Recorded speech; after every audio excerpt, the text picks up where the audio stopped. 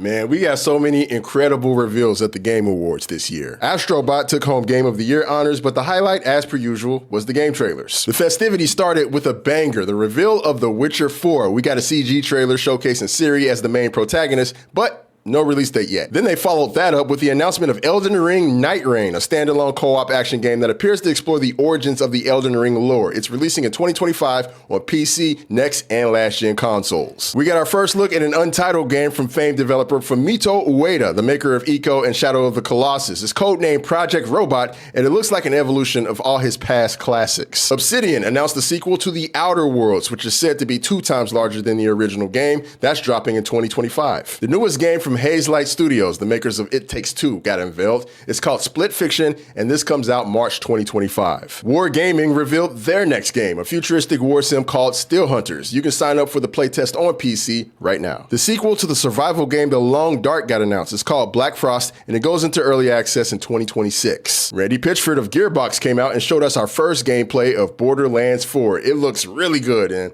like it's gonna piss some grifters off. That's coming out in 2025. Continuing the tradition of bringing Final Fantasy characters to Tekken, we found out Clive is coming to the game next week with a 72-hour early access period. Speaking of 3D fighters, the next Virtua Fighter was unveiled, and while they showed us a little of Akira and Nina squabbling, no other info was given on it. Project Century, a 3D brawler by the same studio who brought us the Like a Dragon games, was unveiled. It looks beyond dope, but once again, no more details were given on this, so hopefully we hear more soon. Saber Interactive is bringing back Turok the Dinosaur Hunter and switching the series to a third-person perspective with Turok Origins. The newest update for Helldivers 2, Omens of Tyranny, was announced. It shows off the newest race that Super Earth will be tussling with, and guess what? It's available right now. The Warframe 1999 update finally got a release date. It drops tomorrow on all platforms Warframe is available on. Capcom is bringing back a classic franchise with Onimusha, Way of the Sword. It looks just as gory as its predecessors, and that's slated to release in 2026. Hunt Showdown is getting a new update featuring Post Malone and a whole bunch of clowns.